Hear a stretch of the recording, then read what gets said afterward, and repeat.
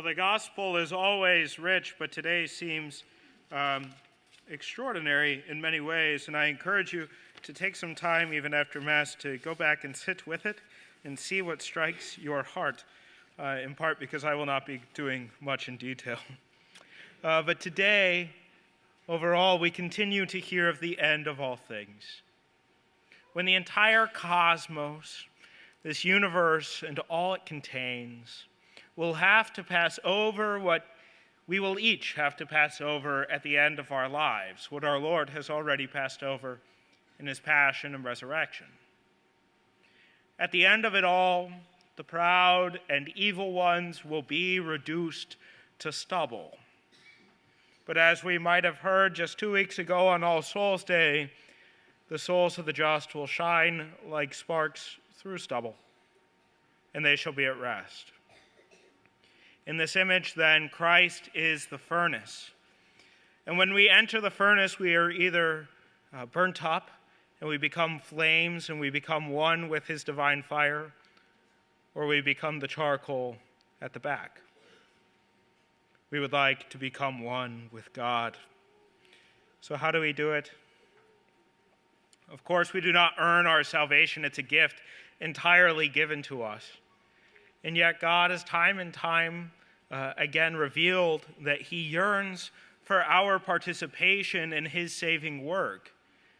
And God really places so much into our hands to do with him and in his power.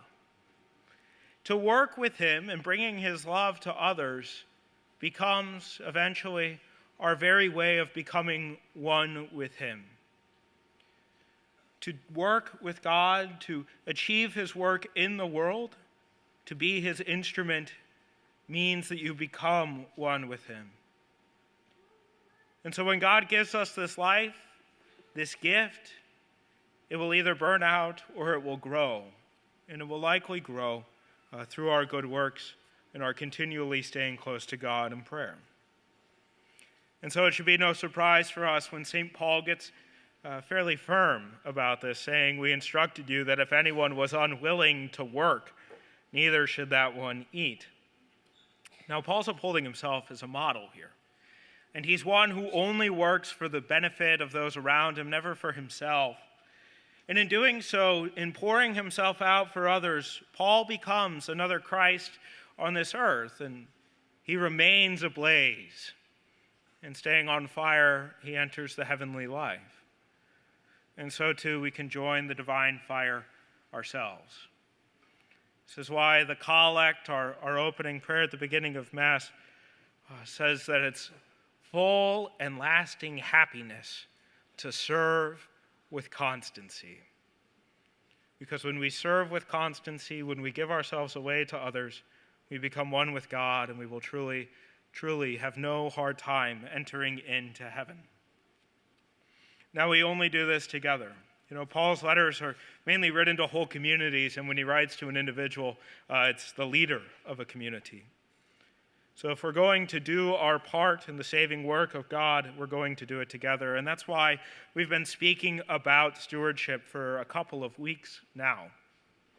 In our desire to cultivate our participation with Christ's saving work here at St. Faustina as a parish, as we desire to grow in those virtues of stewardship and discipleship and charity. Today, as a parish, we will actually take a moment to pray.